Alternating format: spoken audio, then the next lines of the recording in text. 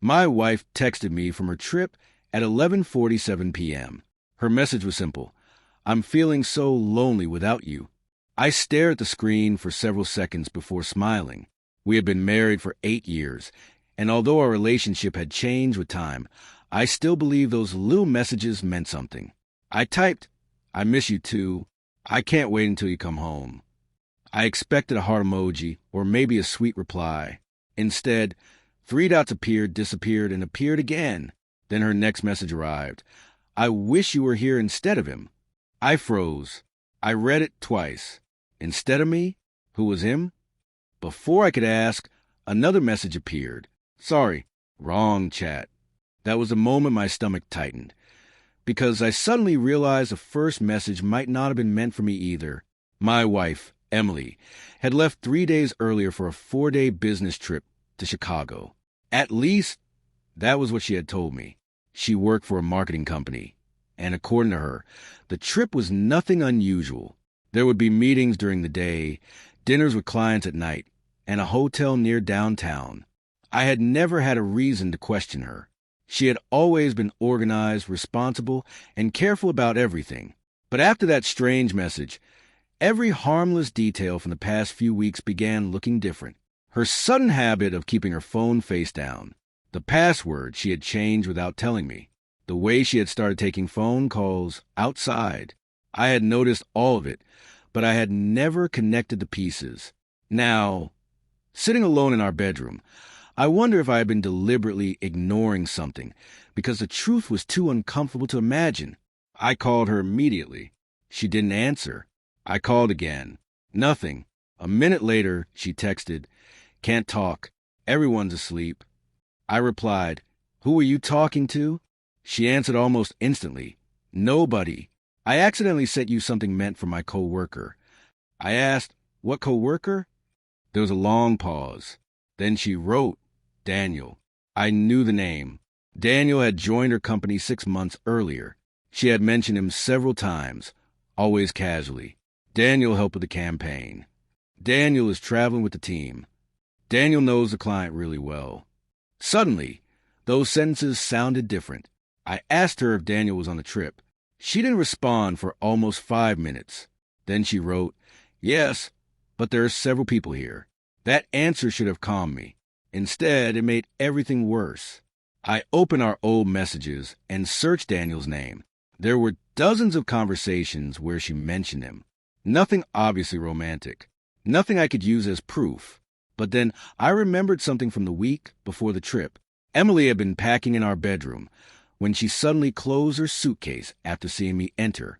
I had laughed and asked what she was hiding. She said, "Nothing, just clothes." I believed her. Now I wondered what had been inside that suitcase. I checked the travel confirmation she had forwarded to me before leaving. The hotel was the Grand Meridian. Her company had booked a room for her. I opened the email again and noticed something I had never paid attention to. The reservation was for 1 king room, not a standard business room with separate beds. That could still mean nothing. But when I checked the dates, I noticed something else. The reservation had been changed twice. The next morning, Emily finally called me. Her voice sounded unusually cheerful, almost rehearsed. "You're overthinking this," she said. I asked her directly if she and Daniel were sharing a room. She laughed nervously. "Of course not. Why would you even ask that?" I told her about the hotel reservation. She became quiet. Then she said the company had made a booking mistake and that she had already asked the front desk to fix it. I wanted to believe her, but there was something strange in the way she answered. She wasn't angry that I was accusing her. She was scared that I had discovered something. Before ending the call, she said, "Please trust me." Those words stayed in my mind all day. Trust was supposed to make a marriage stronger. But now, for the first time, "trust me" sounded less like reassurance and more like a warning. That afternoon, I received another message from her. "I'm sorry about last night. I was tired and confused." I replied, "You said you wished I was there instead of him." She didn't answer for 20 minutes. Then she wrote, "It was a stupid mistake. Please stop digging into it." That sentence changed everything. Stop digging. Why would an innocent person be afraid of questions? I asked her to tell me the truth before she came home. She replied, "There's nothing to tell." Then she sent a picture from the hotel restaurant.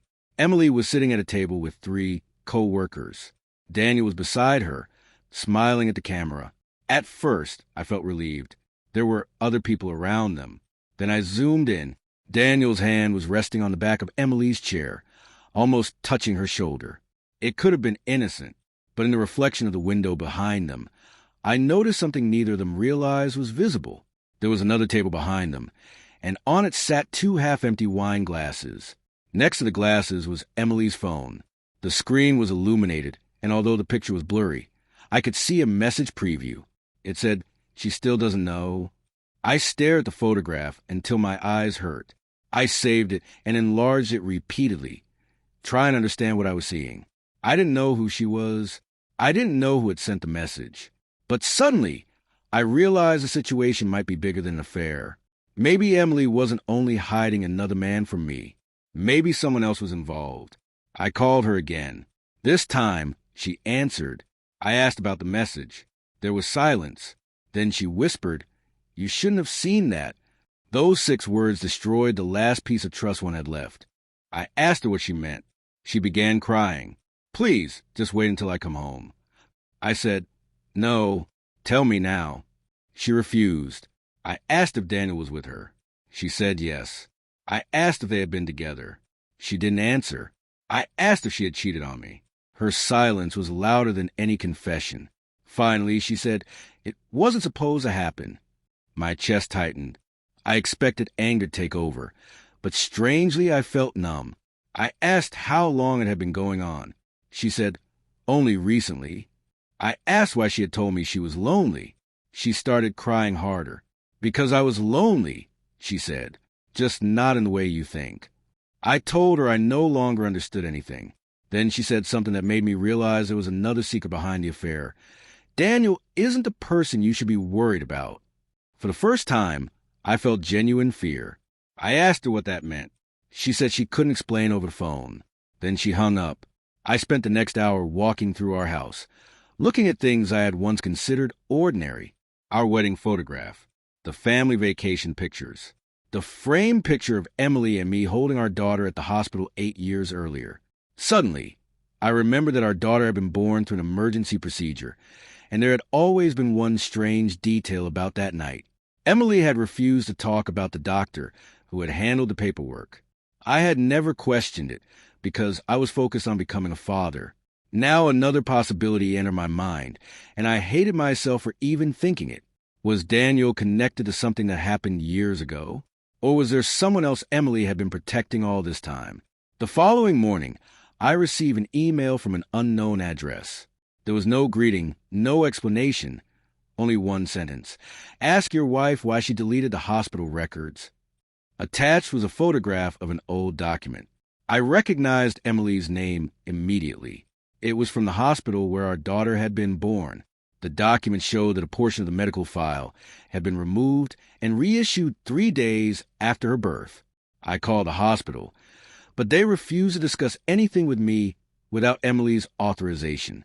I called Emily instead. She answered after several rings. I said, "Someone sent me your hospital records." She went completely silent. Then she whispered, "Who?"